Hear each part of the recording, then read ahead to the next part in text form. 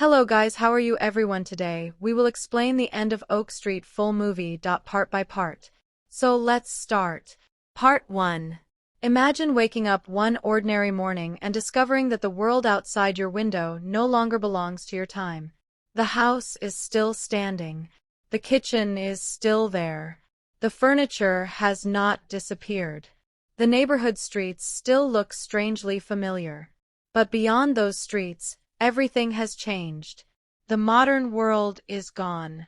The sounds of traffic have vanished. The familiar skyline has disappeared. And in its place is a world that existed millions of years before human civilization. A world dominated by enormous creatures, ancient landscapes, unpredictable weather, and a brutal struggle for survival. That is the central nightmare at the heart of The End of Oak Street, a 2026 American science fiction survival film written, co-produced, and directed by David Robert Mitchell. The film stars Anne Hathaway, Ewan McGregor, Maisie Stella, and Christian Convery, with a story centered around a suburban family whose neighborhood is transported from 1982 into the age of dinosaurs. At first glance, the idea sounds like a classic time travel adventure. But The End of Oak Street presents something more unsettling. The characters are not explorers who deliberately travel into the past. They are not scientists testing a machine. They are not adventurers searching for prehistoric creatures. They are ordinary people who suddenly find themselves trapped somewhere they were never supposed to be.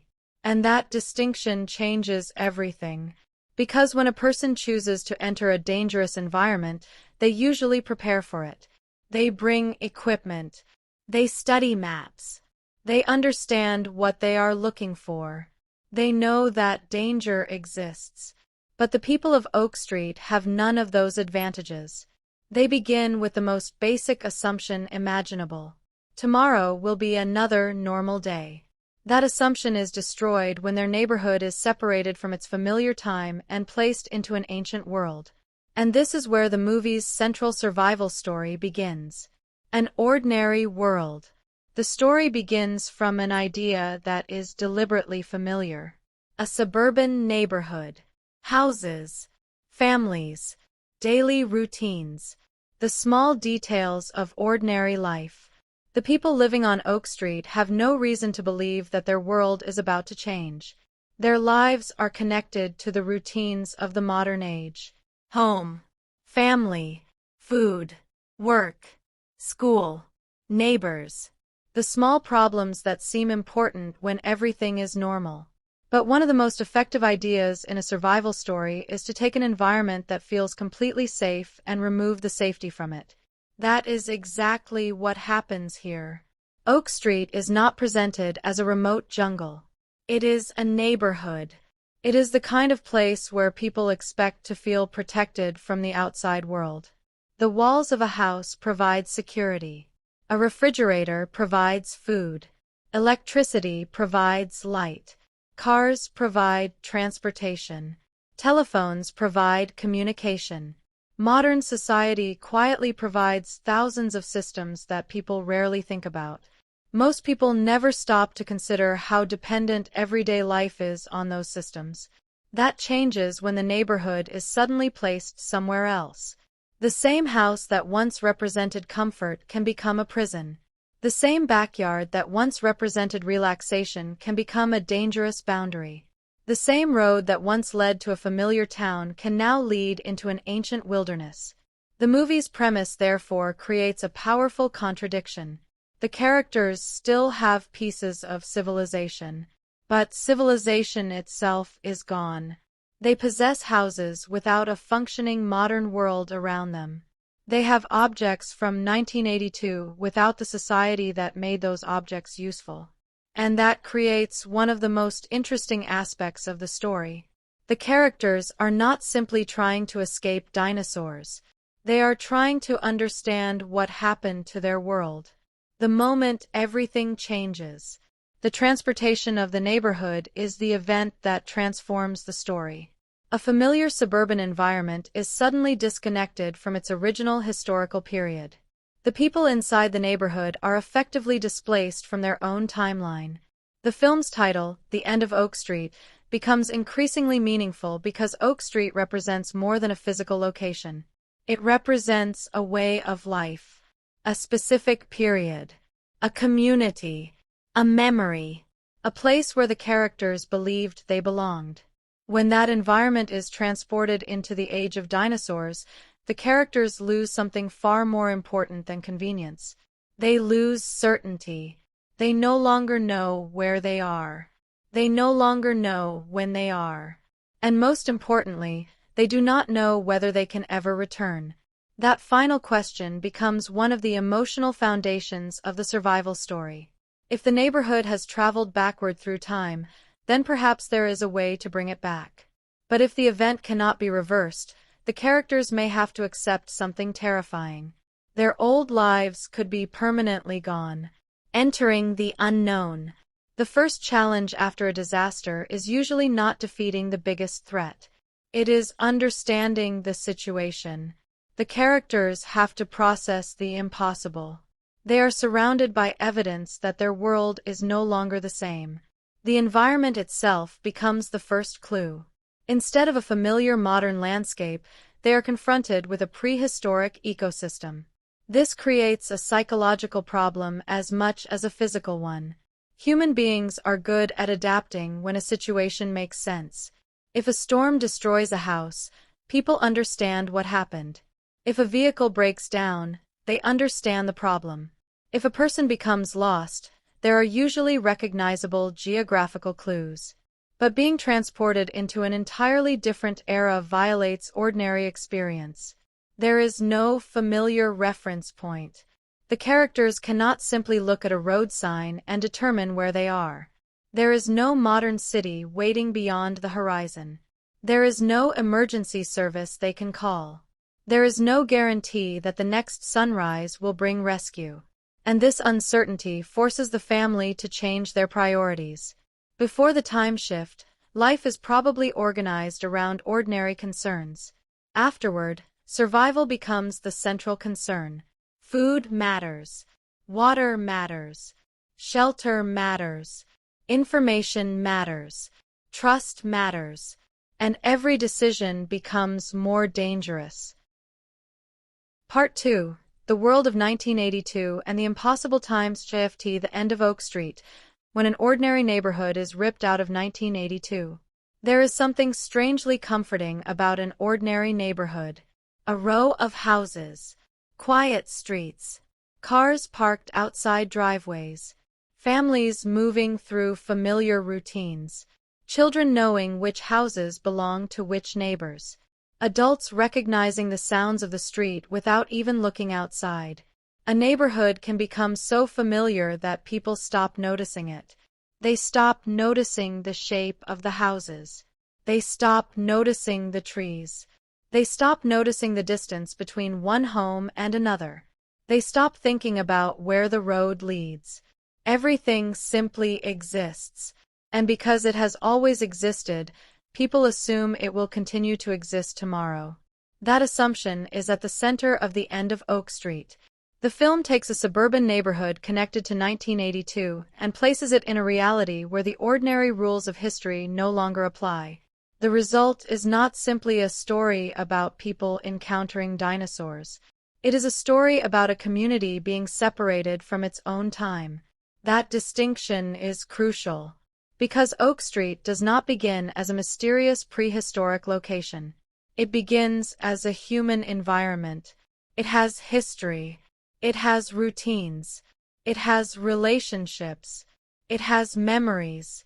And it has a very specific place in time. That year becomes more than a date. It becomes the identity of the world the characters understand. When that identity is taken away, the neighborhood itself becomes something different. It becomes a historical island, a fragment of one era surrounded by another. And the deeper we examine that idea, the more fascinating the movie's premise becomes. Chapter 1. Why 1982 Matters. To understand what happens to Oak Street, we first have to understand what Oak Street represents. The year 1982 belongs to a very different technological and cultural environment from the present day. There are no smartphones. There is no modern social media ecosystem. There is no expectation that every person can instantly communicate with almost anyone on Earth. There is no dependence on cloud storage. There are no modern GPS systems guiding ordinary drivers from one location to another. Information moves differently. Entertainment exists differently. Families interact with technology differently. Even the relationship between a person and their home is different. A home is not merely a place connected to an enormous digital network. It is a physical space, a television, a telephone, a kitchen, a garage, a car, a collection of photographs, books, personal objects, and memories. That makes the neighborhood especially interesting as a time capsule. If a modern city were transported millions of years into the past, it would bring an enormous amount of technology with it. But Oak Street comes from 1982. Its technological limitations become part of its survival identity. The people have objects that belong to their own time. They know how to use those objects. But none of those objects were designed for the environment in which they now exist. A refrigerator is useful when electricity exists. A car is useful when there are roads, fuel, and destinations. A telephone is useful when communication infrastructure exists. A television is useful when there is a broadcasting system. A kitchen is useful when food can be obtained and utilities continue operating.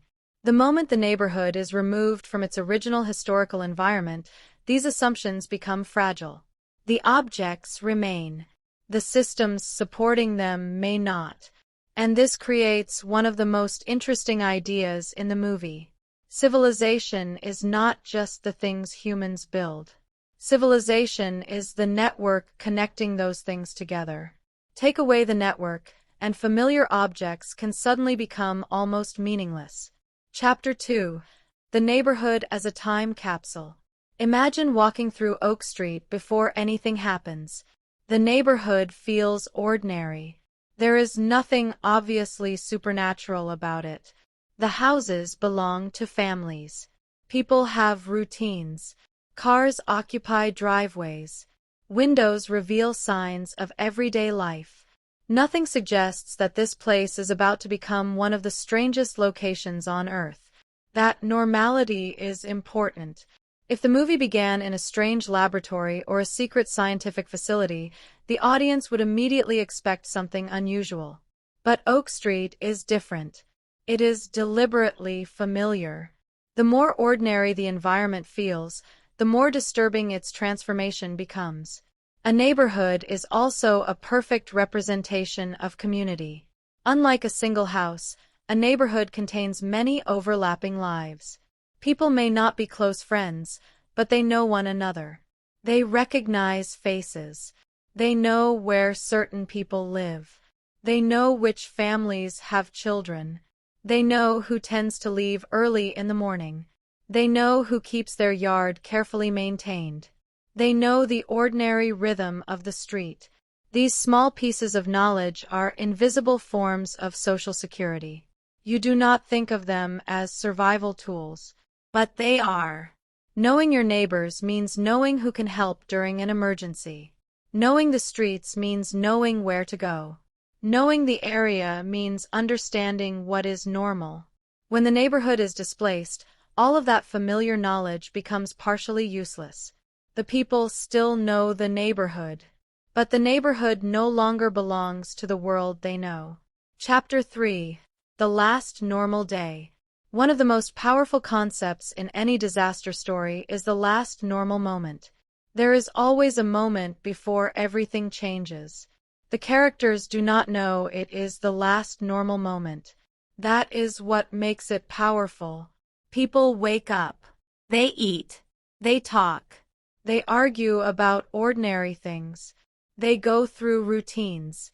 Someone may be worried about something completely insignificant compared with what is coming. Someone may be thinking about tomorrow. Someone may be planning something weeks away. Someone may be thinking about work. Someone may be thinking about school. Nobody expects history itself to break apart. That is how real disasters often feel from the inside. The future seems guaranteed until suddenly it is not.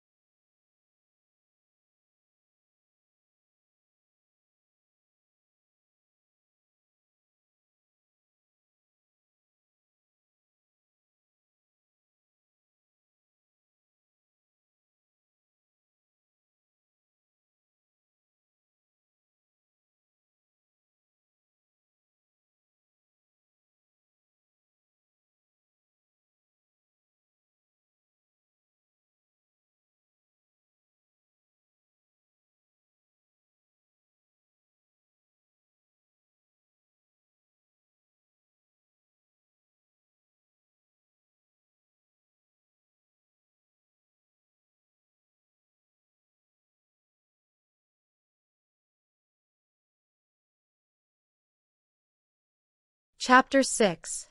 The Death of Certainty. Before the displacement, people can assume that tomorrow will resemble today. Afterward, that assumption disappears. This is perhaps the greatest psychological change in the entire story. The characters cannot make reliable predictions. They do not know what will happen in an hour. They do not know what will happen overnight. They do not know whether the neighborhood will remain stable. They do not know whether another event will occur. And they do not know whether the passage of time itself is behaving normally. This uncertainty creates a different kind of fear. A predator can be seen. A storm can sometimes be observed. A physical obstacle can be measured. But uncertainty cannot be easily fought. You cannot defeat something you do not understand. Therefore, the character's first real weapon is not a weapon at all. It is information. They need to observe. They need to compare. They need to remember. They need to communicate. They need to determine what has changed and what has remained constant. Every observation becomes valuable. Chapter 7. 1982 Technology in an Ancient World. The contrast between 1982 and the dinosaur age gives the film another layer. The people of Oak Street are carrying a particular technological heritage into the past. That technology suddenly becomes both useful and useless. A vehicle can still move. A flashlight can still produce light. A tool can still function. A household object can still serve its original purpose, but the larger system supporting those objects is gone. A car is not just a machine. It requires fuel. It requires maintenance. It requires roads. It requires replacement parts. Eventually, something breaks.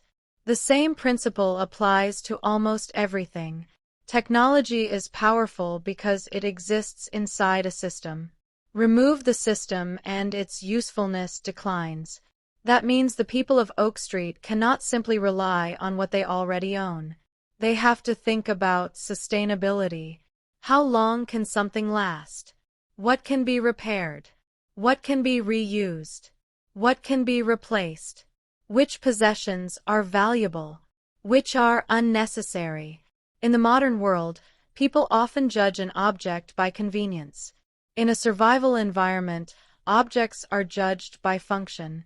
That changes the meaning of material possessions. Chapter 8. The household becomes a resource.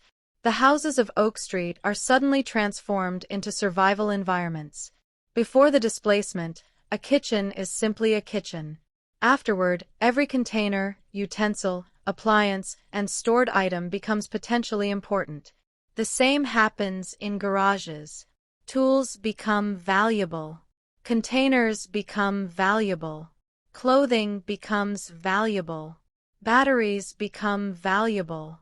Anything that can help preserve resources or solve a practical problem gains importance. The neighborhood becomes a collection of survival supplies. But this creates another problem. Not everyone will agree about how those resources should be used.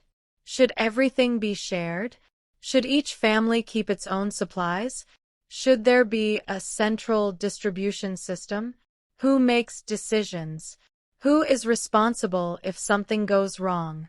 These are not questions that people usually discuss during an ordinary neighborhood gathering. But once the neighborhood becomes isolated from civilization, they become unavoidable. Chapter 9. The street changes meaning. The road called Oak Street once had a simple function.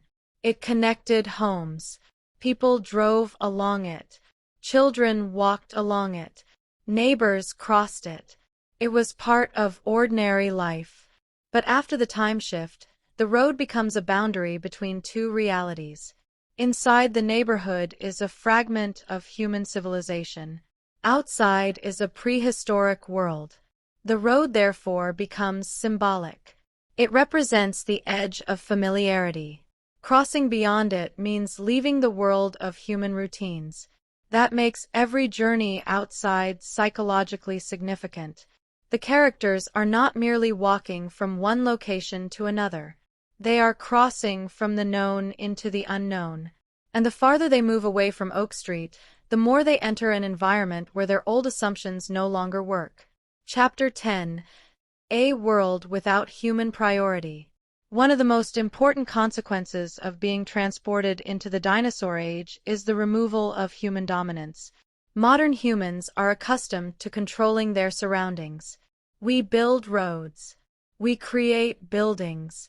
We control indoor temperatures. We construct barriers. We domesticate animals. We produce food. We illuminate darkness. We reshape landscapes. But the prehistoric world has none of those protections. There is no reason for nature to accommodate the people of Oak Street. The ecosystem does not recognize their authority. It does not understand their homes. It does not care about their schedules. It does not respect their boundaries. The neighborhood exists inside an ecosystem that evolved without humans. That changes the balance of power completely. The residents are no longer the unquestioned occupants of their environment. They are intruders. Chapter 11. The strangeness of seeing the past. There is something fascinating about witnessing a world that humans normally know only through fossils, scientific reconstruction, and imagination. The characters are effectively standing inside a period that modern humanity has spent centuries trying to understand. But experiencing the past directly is not the same as studying it. A museum display can make prehistoric life seem distant. A documentary can make it fascinating. A fossil can make it feel almost unreal. But when an enormous prehistoric creature moves through the landscape around you, the experience becomes immediate. The past is no longer history. It is the present. That reversal is one of the movie's strongest ideas. For the characters, the dinosaur age is not an extinct world. It is their current environment. They do not have the luxury of observing it from a safe distance. They have to live inside it.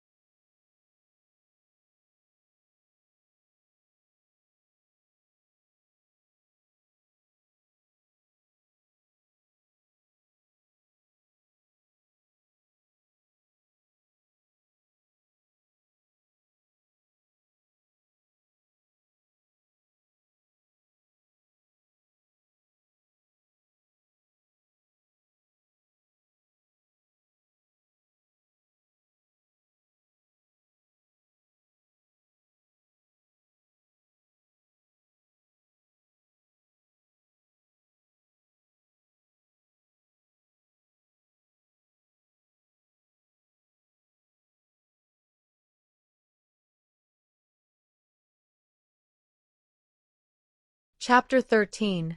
What does it mean to be home? At first, the answer seems obvious. Home is Oak Street. But after the displacement, that definition begins to change.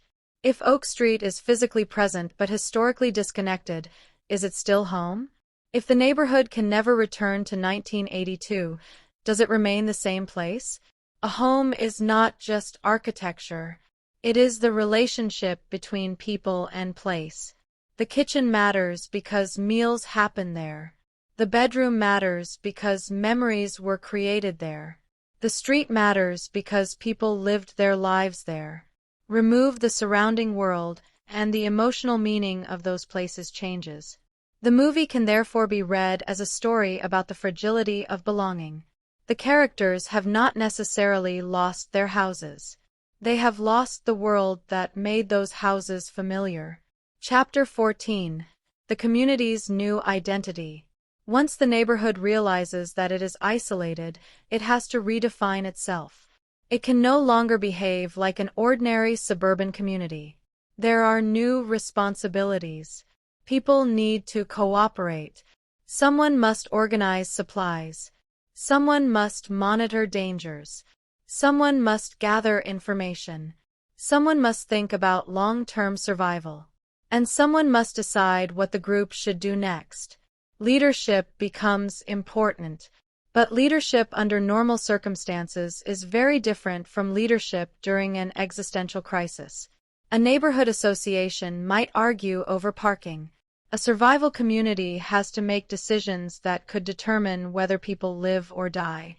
That changes the meaning of authority. A person who once seemed ordinary can become extremely important because they know something useful. A quiet neighbor might understand tools. Another person might know about medicine. Someone else might have practical outdoor skills. Someone might simply be good at keeping people calm. The disaster reveals abilities that ordinary life never required people to display. Chapter 15. The generational problem. The movie's use of 1982 also introduces an interesting generational dimension. People from that period possess expectations that are different from those of people growing up in the present. They may be more accustomed to living without constant digital communication. They may have different relationships with machines. They may be accustomed to physical maps, direct conversations, and offline entertainment. Those differences become unexpectedly useful. The modern assumption that more technology always means greater survival ability is challenged.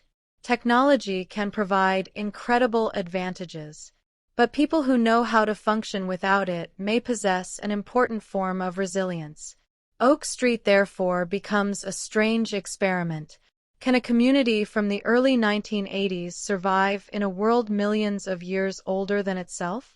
And what parts of its original way of life will remain useful? Chapter 16. The Sound of a Different Earth. Sound becomes an important way to understand the time shift. In an ordinary neighborhood, sound is predictable. Cars, doors, voices, televisions, machines, traffic, distant human activity. Even silence has a familiar quality. But the prehistoric world produces different sounds. Animal calls, wind moving through vegetation, unknown movements, distant disturbances. The characters cannot immediately identify everything they hear. That creates tension.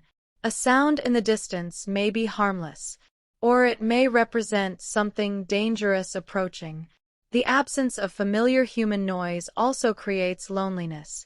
The neighborhood may be full of people, yet the world beyond it feels empty of humanity. This is one of the strangest psychological effects of the time shift. The characters are surrounded by evidence that life exists, but almost none of that life belongs to their species. Chapter 17. Light and Darkness. Modern life has changed the way humans experience darkness. Electric lights allow people to continue working and moving after sunset. Street lights create artificial security. Homes can be illuminated instantly. But in a prehistoric environment, darkness regains its power. Night becomes a period when visibility is limited. The characters cannot easily know what is outside.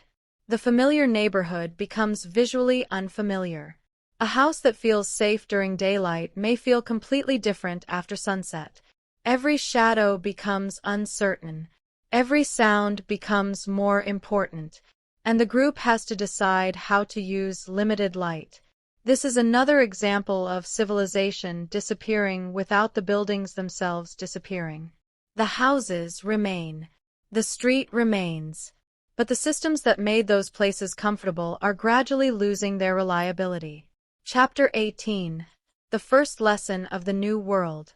The first major lesson the characters learn is that they cannot treat the prehistoric environment like a normal wilderness. They are not experienced explorers. They are residents. Their knowledge of their neighborhood does not automatically translate into knowledge of the ancient ecosystem. They need to observe.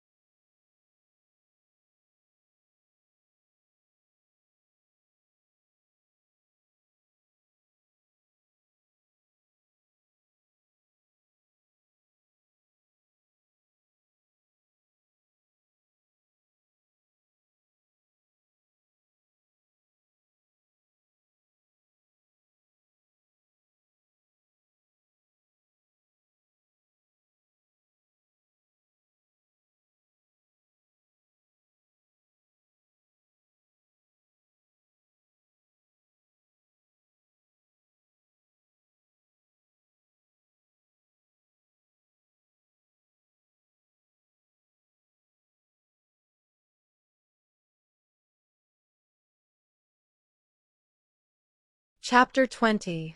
The Search for a Pattern.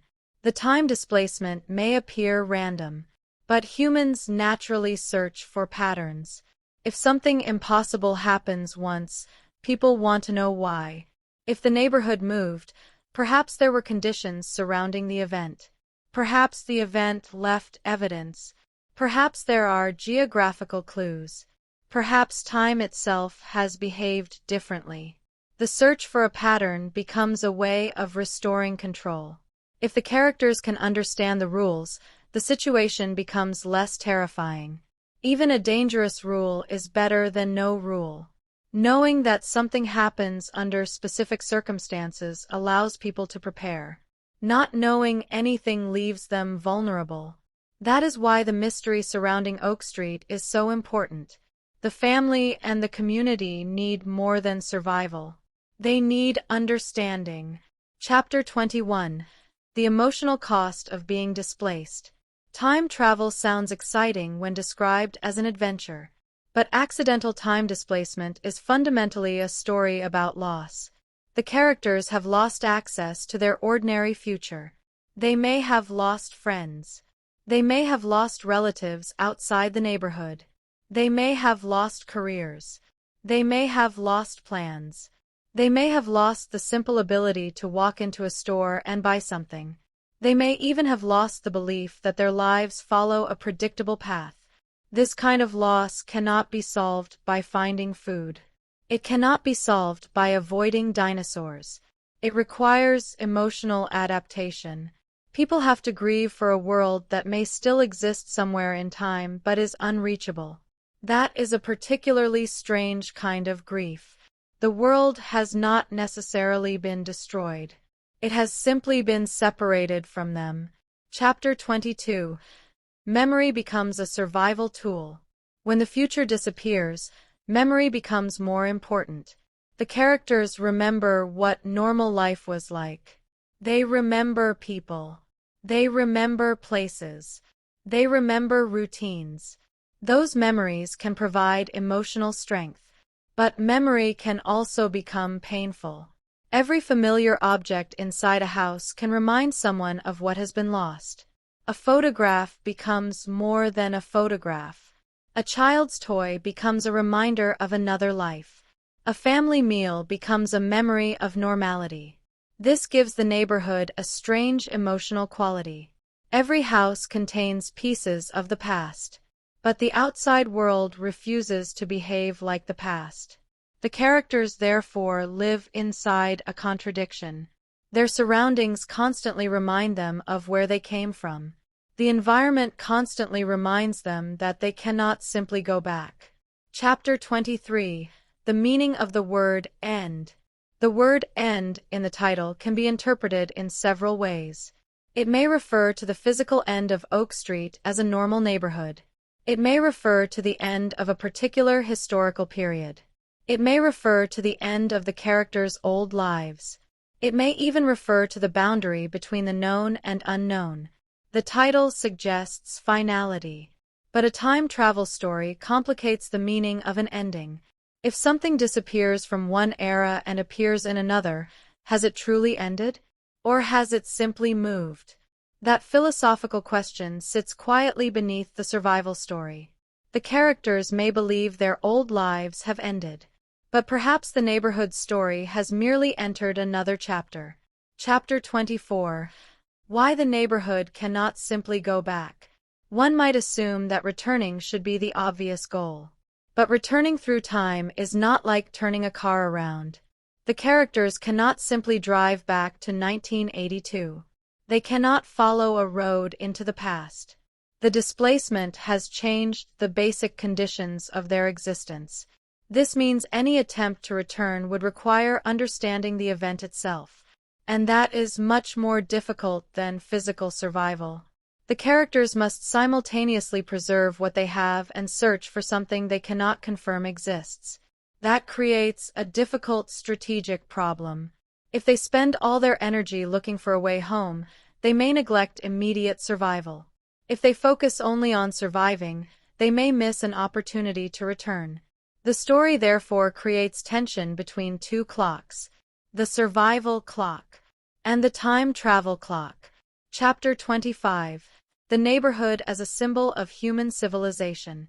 Oak Street can also be viewed as a miniature version of civilization itself. It has boundaries, homes, rules, resources, relationships, technology, leadership, traditions. The prehistoric world represents nature without human control. The neighborhood represents the human attempt to create order. When the two worlds collide, the movie asks what happens when civilization becomes surrounded by an environment that does not recognize it. Can human organization survive without the larger systems of civilization? Can people maintain cooperation when resources become limited? Can social rules survive when survival becomes the priority? These questions make the neighborhood more than a setting. It becomes a social experiment. Chapter 26. The fragility of normality. The residents of Oak Street probably never thought of their neighborhood as fragile. That is because normality rarely announces its dependence on thousands of invisible systems. Water arrives. Electricity works. Food appears in stores. Cars have fuel. Emergency services exist. Hospitals operate. Communication networks function. People go to work. Children go to school. The system works so consistently that people forget it is a system. Then the system disappears. Suddenly, ordinary objects become temporary resources. The movie's science fiction premise, therefore, exposes something deeply realistic. Human civilization feels permanent because it is functioning right now. But much of that permanence is an illusion. Oak Street becomes an experiment in what happens when the larger system disappears while the homes remain. Chapter 27. The new definition of value. In ordinary life, value is often connected to money. In a prehistoric survival environment, that concept becomes almost meaningless. Money cannot buy something if there is no functioning marketplace. A luxury item may have no practical value. A simple tool may become priceless.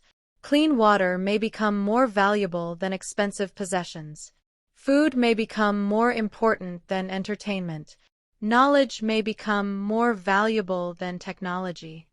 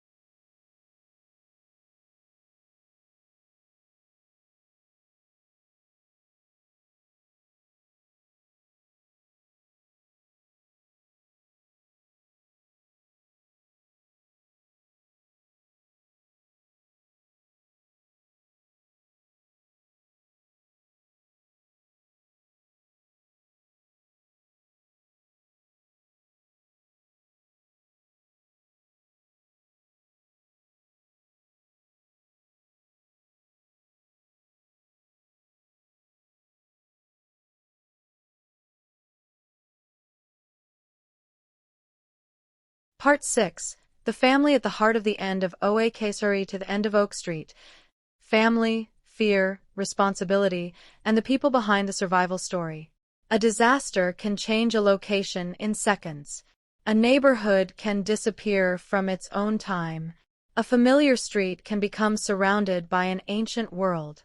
But none of those changes matter emotionally unless there are people inside that world who have something to lose. That is where the end of Oak Street becomes more than a science fiction survival story. Beneath the enormous concept of time displacement, prehistoric creatures, and a neighborhood trapped outside its historical era is a much smaller story.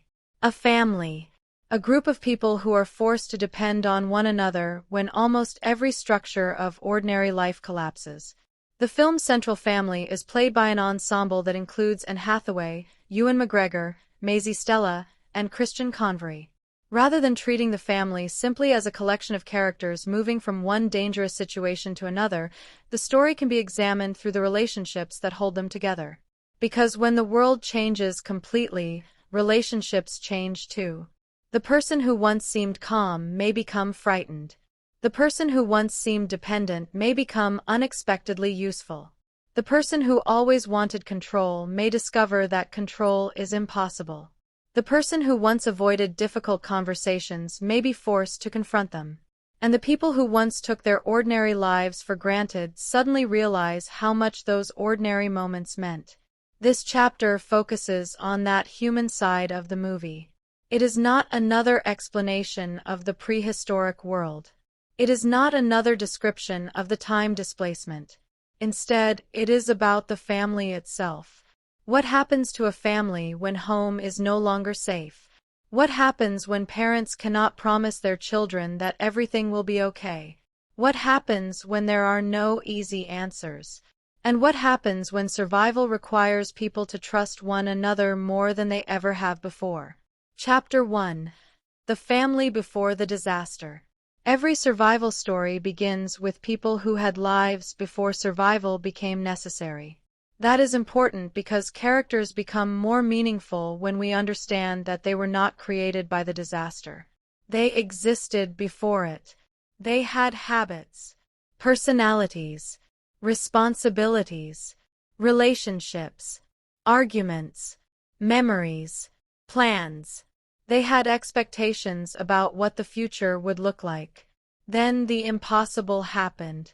The neighborhood was displaced from its familiar historical setting and transported into the age of dinosaurs. The family therefore enters the story carrying something more important than physical possessions. They carry a shared history. That history becomes both their greatest strength and their greatest source of emotional vulnerability. A family already knows one another's weaknesses. They know what makes someone angry. They know what makes someone afraid. They know how someone behaves under pressure. They know which subjects create arguments. They know which memories are painful. In ordinary life, that knowledge can create closeness. Under extreme pressure, it can create conflict. The same people who know exactly how to comfort one another also know exactly how to hurt one another. That makes family survival much more complicated than simply staying together. They have to learn how to communicate under conditions where every mistake carries greater consequences. Chapter 2. The Parental Instinct.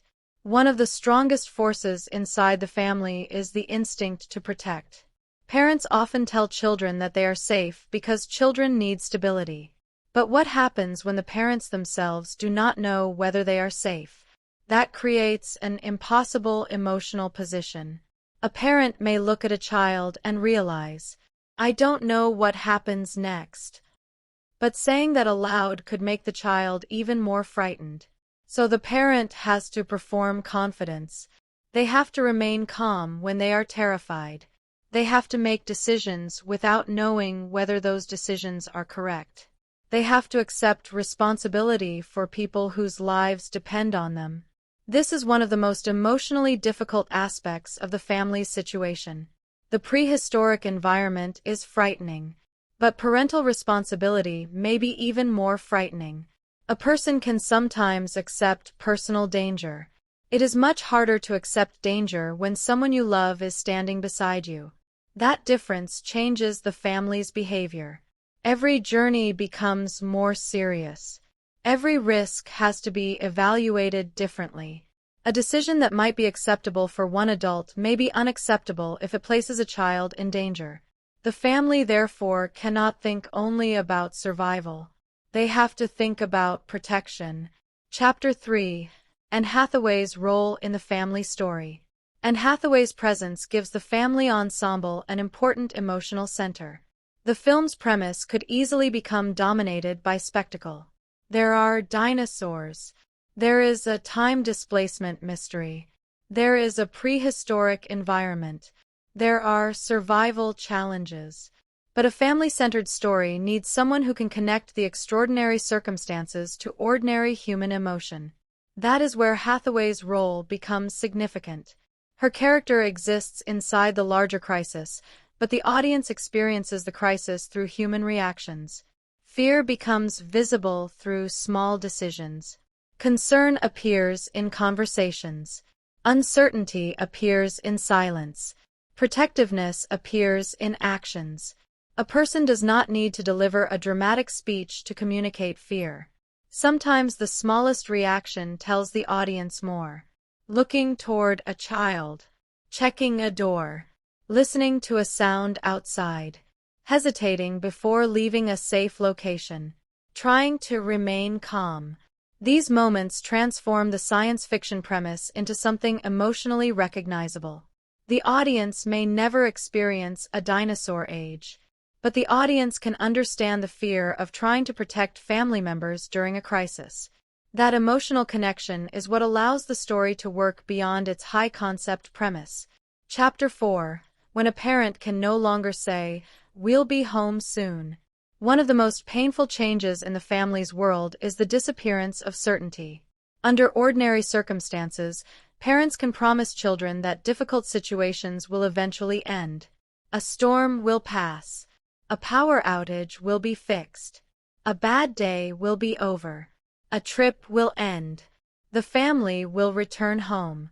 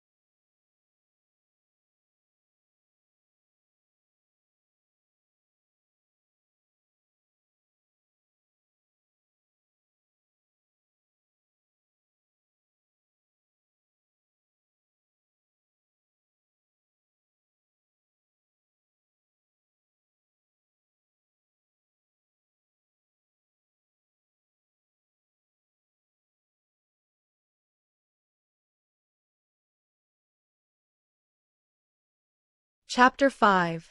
Children experience disaster differently. The younger members of the family introduce another layer of emotional complexity. Children do not necessarily process disaster the same way adults do. Adults may understand historical implications. They may think about jobs, money, society, technology, and long-term consequences. Children may focus on immediate questions. Where are we? Why did this happen? Are we safe? Can we go back? Where is everyone? When will things become normal? Those questions can be simple to ask but impossible to answer. The adults may not have the answers. That creates tension.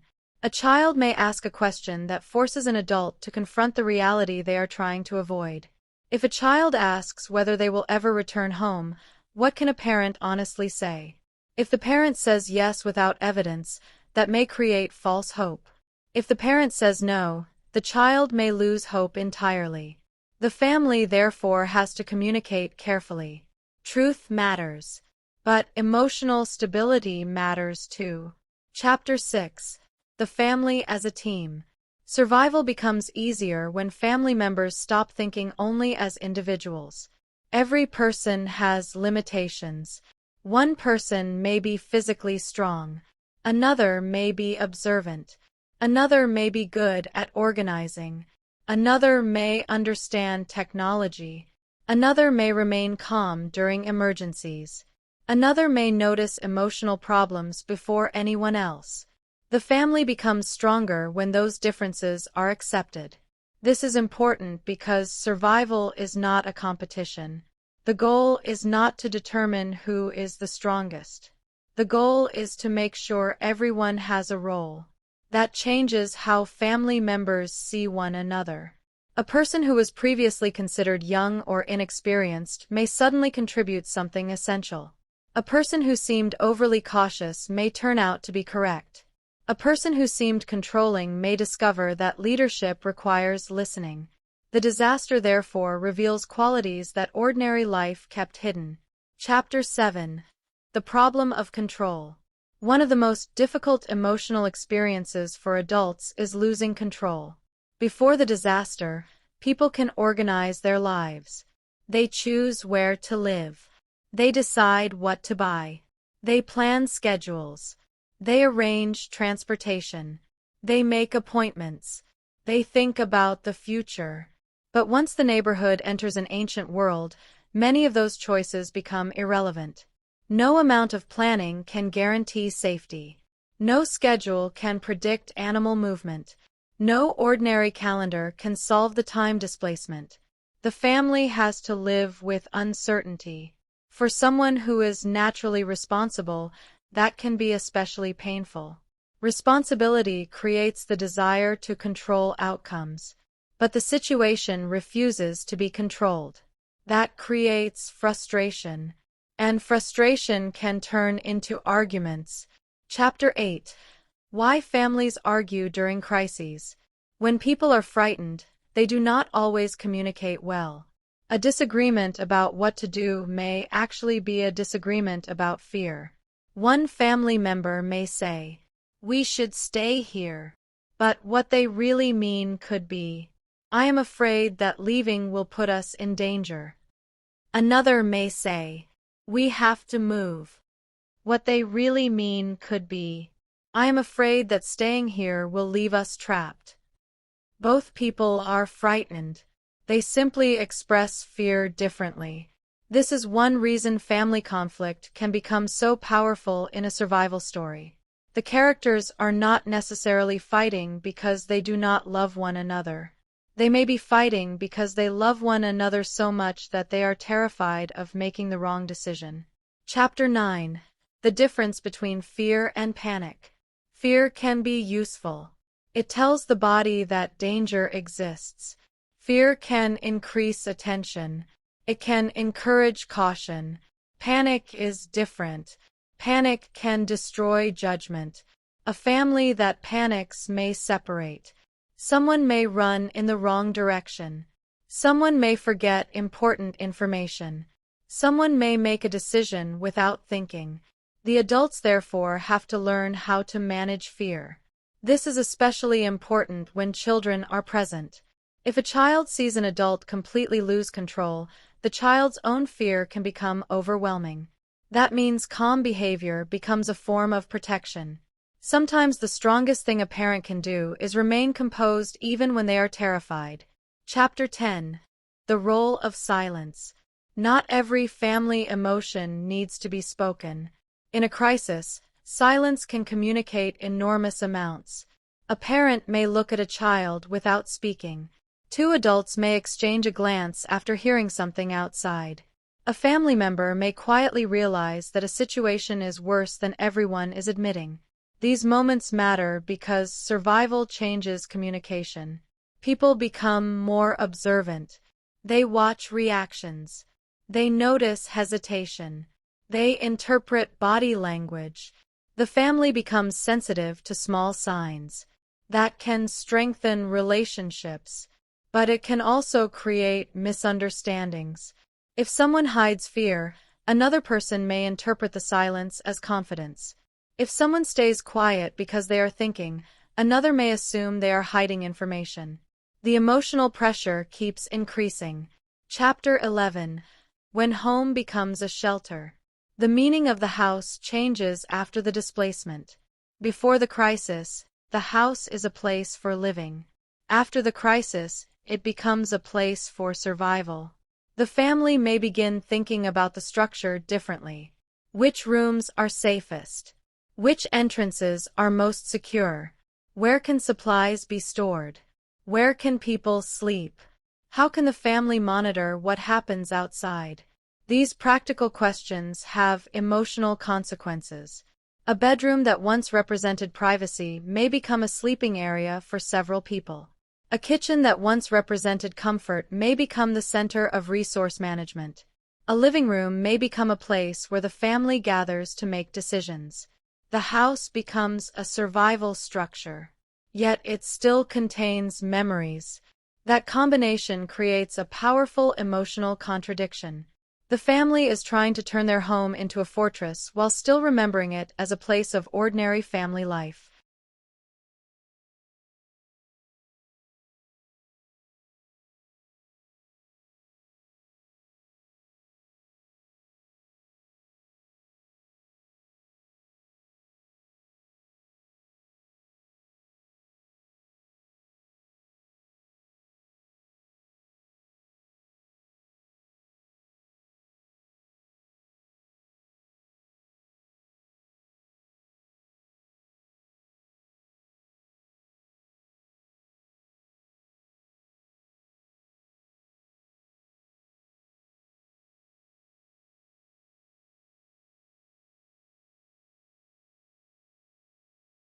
Chapter 14. Ewan McGregor and the Other Side of Parental Responsibility. Ewan McGregor's presence within the family ensemble creates another perspective on responsibility. The family does not necessarily need one person to carry everything. In fact, attempting to do so can become dangerous. A crisis requires shared responsibility. One person may take the lead in one situation. Another may take over later. Different family members may disagree about priorities. That is natural. What matters is whether disagreement destroys cooperation. The strongest family is not one where everyone thinks the same way. It is one where people can disagree and still remain united. That becomes especially important when decisions involve children. A disagreement between adults is one thing. A disagreement that could place a child in danger is much more serious. Chapter 15. Protecting without overprotecting. Protection can become complicated. Parents naturally want to keep children away from danger. But children also need to learn. If they are completely sheltered from every responsibility, they may remain helpless. The family therefore has to decide how much information and responsibility younger members can handle. This becomes a question of preparation. Should children learn what to do during an emergency? Should they understand basic survival rules? Should they be told everything? Or should adults protect them from the worst details? There is no simple answer. The family situation forces them to make these decisions under pressure. Chapter 16. Trust becomes more important. In ordinary life, trust can sometimes be taken for granted. You trust family because they are family. But extreme situations test that trust.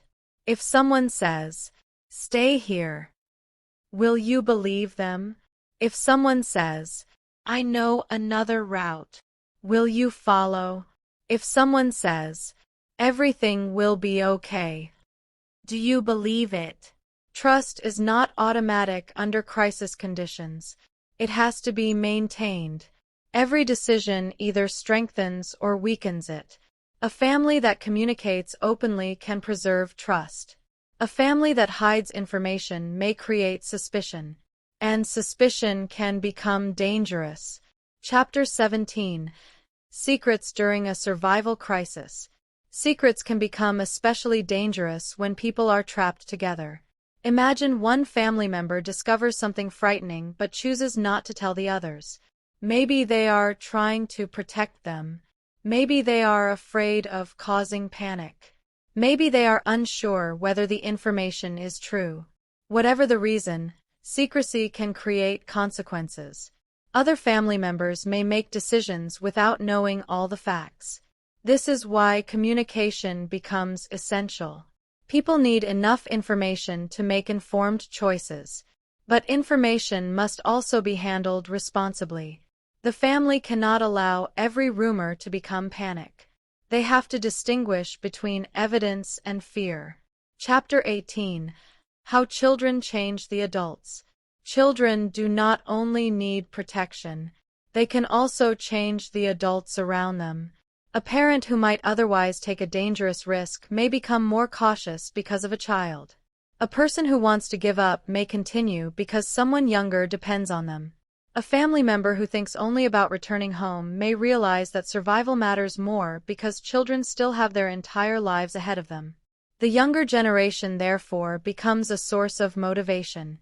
The adults are not simply surviving for themselves. They are surviving for the future. Chapter 19. The Memory of Ordinary Life. One of the strongest emotional elements in a family survival story is nostalgia. The characters remember ordinary things: meals, conversations, family jokes, small arguments, birthdays, school, work, neighborhood routines. Things that once seemed boring can become precious after they disappear. That is a universal human experience. People often understand the value of ordinary life only after ordinary life is gone. For the family, memories become evidence that their old world was real. They have not forgotten who they were. They are trying to preserve that identity in a completely different environment. Chapter 20. The Family Meal. A family meal can become symbolically important. Before the disaster, eating together may be routine. After the disaster, food becomes a resource. That changes the emotional meaning of meals. A meal is no longer just about taste. It becomes about survival. Who gets what? How much remains? How long will supplies last? What can be saved? Yet the family may still try to maintain familiar rituals. Sitting together, talking, sharing. Those rituals matter because they preserve normality. A family that continues certain ordinary routines is reminding itself, we are still us.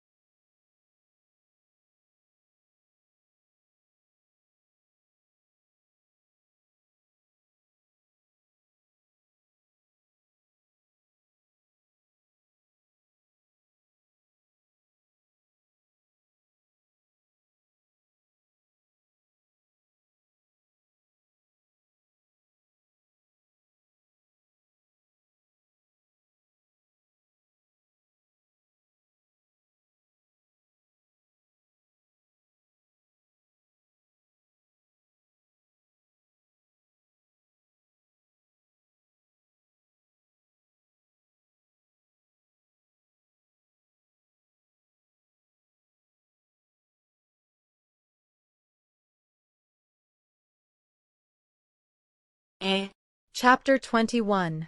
When the future disappears. The family had plans before the disaster. Perhaps there were personal ambitions. Perhaps there were educational goals. Perhaps there were careers. Perhaps there were plans for travel. Perhaps there were ordinary dreams that seemed guaranteed. The time displacement makes those plans uncertain. This can create grief. A teenager may suddenly wonder whether they will ever experience the future they imagined. An adult may wonder whether their career still matters. A parent may wonder whether their children will ever grow up in the world they expected. These questions are not solved by finding shelter. They require emotional acceptance. Chapter 22. The family's new priorities. Before the disaster, priorities may have been complicated. Afterward, they become simpler. Protect the family. Find food. Find water. Stay safe. Understand the situation. Find a way home. The crisis strips away many distractions. Arguments about minor problems become less important. The family begins to understand what actually matters. This is one of the paradoxes of disaster. A terrible event can reveal the simplicity of human priorities. When survival is uncertain, relationships become more valuable. Chapter 23. Responsibility without certainty. Leadership is difficult when there are no guarantees. A parent may have to make a decision without knowing whether it is correct. There may be no expert nearby, no emergency manual, no reliable precedent. The person making the decision must accept the possibility of being wrong. That is one of the hardest forms of responsibility. It requires humility. A strong leader must be willing to change course when new information appears. Being responsible does not mean always being right. It means being willing to accept responsibility for the consequences. Chapter 24. When children become part of the survival team. At some point, younger family members may have to contribute. That does not mean placing them in unnecessary danger. It means recognizing that everyone can have responsibilities appropriate to their abilities. Someone may carry a small supply. Someone may help organize objects. Someone may remember information. Someone may alert adults when something seems wrong. This creates a sense of purpose. Fear becomes easier to manage when people feel useful. A child who understands that they can help may feel less powerless. Chapter 25. The importance of family routines. Routines provide stability. Wake up. Check supplies. Eat. Plan. Work. Rest. Communicate. Sleep. In ordinary life, routines can feel boring. During a disaster, routines can become psychologically protective. They give people a sense that life still has structure. The family may therefore create new routines even though their old routines are impossible.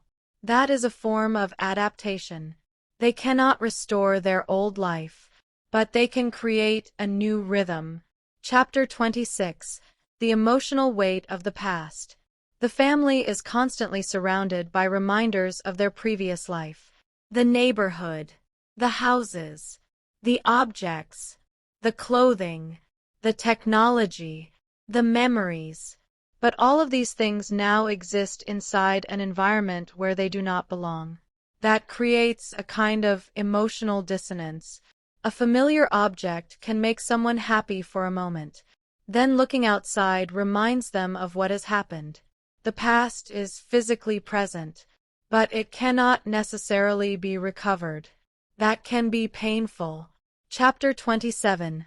When a parent breaks down. A survival story becomes more human when it acknowledges that adults have limits. Parents are not machines. They can become exhausted. They can become frightened. They can cry. They can make mistakes. They can lose confidence. What matters is what happens afterward. A family does not need perfect parents. It needs people who can recover. Sometimes strength means admitting, I am scared. That honesty can actually bring family members closer. When people stop pretending to be invincible, they can begin supporting one another honestly. Chapter 28. Children notice more than adults expect. Adults sometimes believe that hiding fear protects children. But children often notice changes in behavior. They can hear tension in voices. They can see worried expressions. They can sense when conversations stop suddenly. They may understand that something is wrong even when nobody explains it. This means emotional communication matters. A family cannot completely hide the crisis. Instead, they may have to help younger members understand it in ways they can process. Chapter 29. Family conflict as a survival test. Arguments are inevitable. One person wants to leave. Another wants to stay. One wants to investigate. Another thinks investigation is too risky. One wants to conserve supplies. Another believes resources should be used immediately. These conflicts can create tension. But conflict itself is not necessarily destructive. Sometimes disagreement reveals information. A cautious family member may notice a danger that an optimistic person missed. A more adventurous person may identify an opportunity that a cautious person would ignore. The goal is not to eliminate disagreement. The goal is to make disagreement productive. Chapter 30. When love becomes a liability. Love is the family's greatest strength, but it can also create difficult decisions. People take greater risks for those they love. A parent may enter a dangerous area to rescue a child. A family member may refuse to abandon someone even when doing so puts the entire group at risk. These decisions are emotionally understandable. But survival sometimes demands difficult choices. The family has to balance individual rescue against collective survival. That is one of the most morally difficult situations a story like this can create.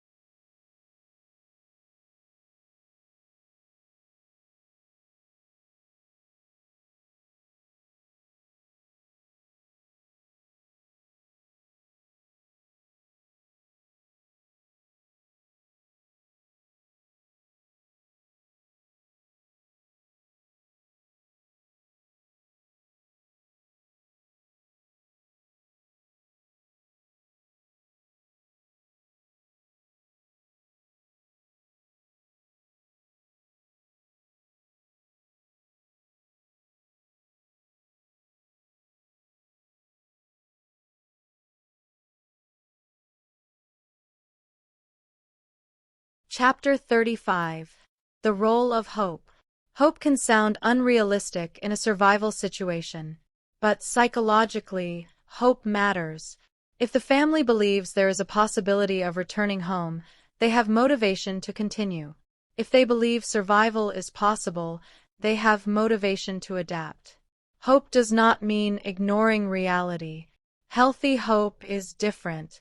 It means accepting the danger while believing that action still matters. That distinction can keep people moving forward. Chapter 36. The family's new definition of success. Before the disaster, success may have meant achieving personal goals. Afterward, success becomes much simpler. Everyone survives the day. Everyone eats. Everyone remains together. No one gets seriously injured. The family learns something new. A safe route is discovered. A resource is secured. Small victories become important. The scale of success changes because the scale of the world has changed. Chapter 37. When the children start adapting. One of the most meaningful transformations may happen when younger members of the family begin adapting. At first, the prehistoric world is terrifying. Eventually, they may begin recognizing patterns. They may understand certain sounds. They may become better at noticing changes. They may become more confident. This does not mean they stop being afraid. It means fear becomes manageable. That is an important distinction. Adaptation does not remove fear. It teaches people how to function despite it. Chapter 38. The parent-child relationship changes. A disaster can change the relationship between parents and children. Parents may become more protective. Children may become more independent. Both sides may learn things about one another they never knew. A child may discover that a parent is vulnerable. A parent may discover that a child is stronger than expected. The relationship becomes less about authority and more about partnership. The family still needs parental guidance, but survival also requires listening to younger members. Everyone observes the world differently. Chapter 39. The moment when normality feels distant. Eventually, there may come a moment when the family realizes that their old life is beginning to feel unreal. They remember it, but it feels distant. The prehistoric world has become their daily reality. This can be emotionally disturbing. A person can begin adapting to almost anything. That is a survival mechanism. But adaptation can also feel like betrayal. If the family becomes comfortable in the new world, does that mean they are forgetting home? Not necessarily. It means humans are capable of adjusting. The challenge is to adapt without losing identity. Chapter 40. What makes a family a family? The disaster ultimately reveals that family is not defined only by location. The house may be gone. The neighborhood may be displaced. The historical period may be unreachable. But relationships can remain. A family is created through shared experience, protection, memory, trust, conflict, forgiveness, responsibility, love. That is why the family remains the emotional center of the story. The prehistoric world changes. The rules change. The future changes. But the family tries to remain connected. Chapter 41. Forgiveness under pressure. Extreme circumstances can create mistakes. Someone may make a bad decision. Someone may lose patience. Someone may hide information. Someone may blame another person. The family cannot afford to hold every mistake forever. At some point, forgiveness becomes practical as well as emotional. If people remain angry, cooperation becomes difficult. If cooperation fails, survival becomes harder. Forgiveness does not mean pretending mistakes did not happen. It means deciding that the relationship is more important than continuing the conflict. Chapter 42. The importance of listening. Survival can reward people who listen. Listen to the environment. Listen to one another. Listen to warnings. Listen to children. Listen to people with different ideas. The family may discover that the best solution comes from someone who was initially ignored. That is why leadership must remain flexible. A person who believes they have all the answers can become dangerous. The family needs multiple perspectives. Chapter 43. Family memory as identity. The family carries the old world through memory. They remember 1982. They remember ordinary life. They remember who they were before the disaster. These memories prevent the new environment from completely redefining them. Without memory, survival could become purely biological. With memory, survival remains human. The characters are not simply trying to stay alive. They are trying to preserve a way of being. Chapter 44. The cost of protecting others. Protection has a price. The person making decisions may receive the most blame. The person taking responsibility may get the least rest. The person standing between danger and the family may face the greatest physical risk. This creates emotional exhaustion. A strong family recognizes that responsibility must be shared. One person cannot carry everyone forever. The family has to protect the protector too. That is an important lesson in any crisis. Chapter 45. When fear creates closeness. Fear can divide people, but it can also bring them closer. When everything else disappears, people may become more honest. They may say things they previously avoided. They may express love more openly. They may apologize. They may recognize how much they depend on one another. The crisis strips away distractions. What remains is relationship. That is why the emotional story can become more important than the physical danger. Chapter 46. The family as a small civilization. The family can be viewed as a miniature civilization. They have rules, responsibilities, resources, leadership, traditions, communication, shared memory. The larger civilization has disappeared from their immediate world. But inside the family, a small version of civilization remains. That means protecting the family is also a way of protecting human values. Kindness, cooperation, responsibility, memory, hope. These qualities become survival tools. Part 11. The world of 1982 collides with the age of dinosaurs. The end of Oak Street. How an ordinary suburban neighborhood becomes an impossible survival zone. Imagine waking up one morning and discovering that the world outside your window no longer belongs to your time. The house is still there. The kitchen is still there. The street still looks familiar. Your belongings are still exactly where you left them. But beyond the walls, everything has changed.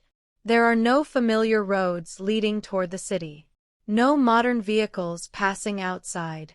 No ordinary sounds of civilization. Instead, there is a landscape that belongs to a world separated from your own by millions of years. And somewhere beyond the familiar houses, prehistoric creatures are moving through an environment that humans were never supposed to encounter. That is the extraordinary premise at the center of The End of Oak Street. The film takes an ordinary suburban neighborhood associated with 1982 and places it into the age of dinosaurs. It is a concept that immediately creates several questions. How could an entire neighborhood suddenly exist in a prehistoric environment? What happens to water? What happens when modern objects meet an ecosystem that evolved without humans? And perhaps most importantly, how long could ordinary people survive in a world that was never designed for them? This chapter approaches The End of Oak Street from a different angle. Instead of focusing primarily on the family relationships, this story examines the world itself.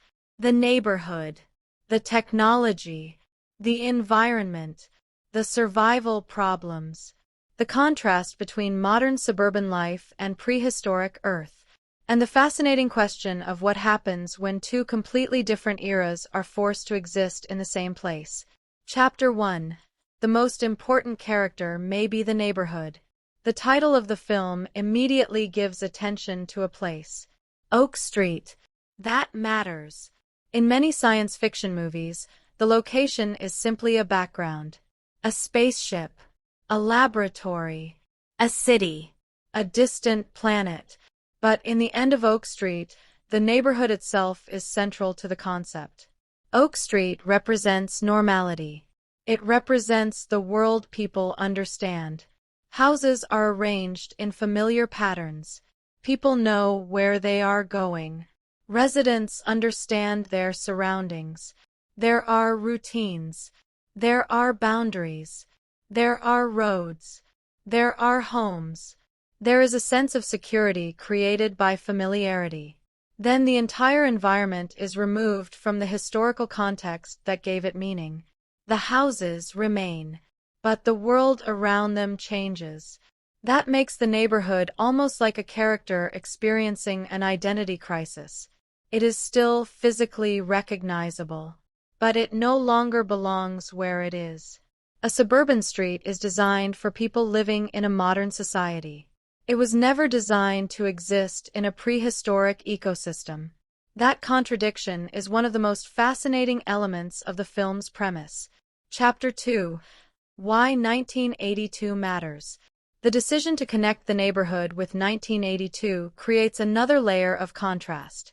1982 represents a very different technological and cultural environment from the modern world. Personal technology was dramatically different. Communication systems were different. Entertainment was different. Household technology was different. Transportation was different. Information moved differently. People could not simply reach for a modern smartphone and instantly access a world of information. That becomes important when the neighborhood is transported into a prehistoric setting. The characters are not only separated from geography, they are separated from the technological future. They have no modern digital infrastructure surrounding them. There is no assumption that every problem can be solved by connecting to a global network. The characters have to rely on what they physically possess. That makes every object more important. Chapter 3: The Technology Trap. Modern audiences sometimes forget how dependent everyday life has become on invisible systems. Open an app. Call someone. Search for information. Order food. Check a map. Transfer money. Watch a video. Send a message. All of these actions depend on infrastructure. Remove that infrastructure and many familiar abilities disappear instantly. The people of Oak Street enter an environment where technology has limitations. A device may still function. But what happens when its supporting network does not? A television can exist without broadcasting. A phone can exist without communication infrastructure. A vehicle can exist without fuel supplies. A refrigerator can exist without reliable electricity. A computer can exist without networks. This creates an important survival lesson. Technology is powerful, but technology is not independent. It depends on systems, and when the system disappears, the object becomes much less useful. Chapter 4: The First Night. The first night in an unfamiliar world would probably be psychologically different from every night that follows. At first, people may assume that the situation will be corrected. Maybe help is coming. Maybe the event is temporary. Maybe authorities are investigating.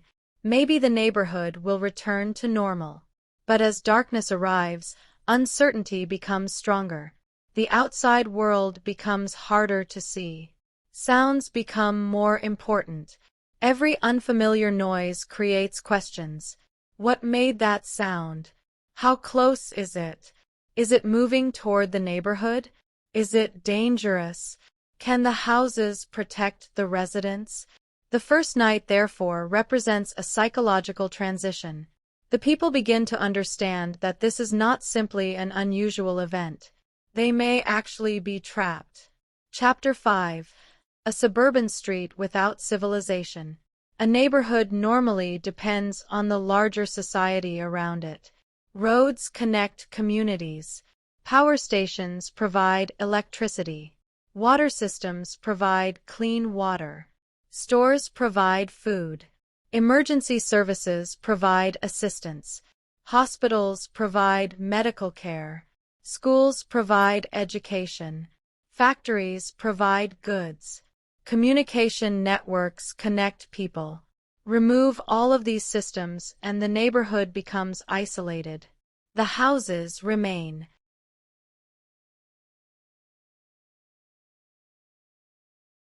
Chapter 10: The Size Difference.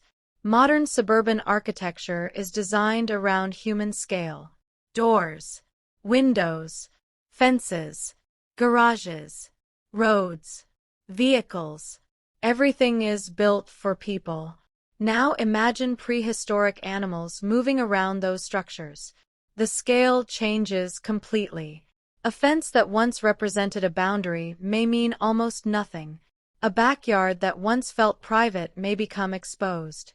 A road designed for cars may become a path through an ancient environment. A house that once seemed large may suddenly feel extremely small. This creates psychological pressure. The residents have to rethink what protection means. Chapter 11. The House as a Survival Machine. The suburban house has a new function. It is no longer simply a home. It is shelter, storage, meeting place, sleeping area, observation point, potential defensive position. This transformation is fascinating because the architecture was never designed for this purpose. Windows that once provided sunlight may become vulnerabilities. Doors designed for ordinary visitors now become barriers between humans and the outside. Garages become storage areas. Kitchens become resource centers. Bedrooms become sleeping quarters. The house remains physically the same. Its meaning changes completely. Chapter 12. Windows become dangerous. In normal life, windows are associated with comfort, natural light, fresh air, views of the street. But in a prehistoric environment, a window can become a place of uncertainty. What is outside? What is watching the house? How close is an animal? Can someone safely look outside? The residents may begin treating windows differently. Curtains may remain closed. People may observe from safer positions. Every view outside becomes information. The ordinary act of looking through a window becomes part of survival. Chapter 13. The Sound of the New World. One of the strongest differences between modern civilization and prehistoric Earth would be sound. A suburban neighborhood normally has recognizable noises. Cars, engines, people, televisions, construction, air conditioning, traffic, dogs, machines. A prehistoric environment would have a completely different soundscape. Wind, insects, bird-like calls, large animals, unknown movement, vegetation, water, silence. That silence could be especially disturbing, because humans are accustomed to identifying sounds. When the soundscape changes, the brain becomes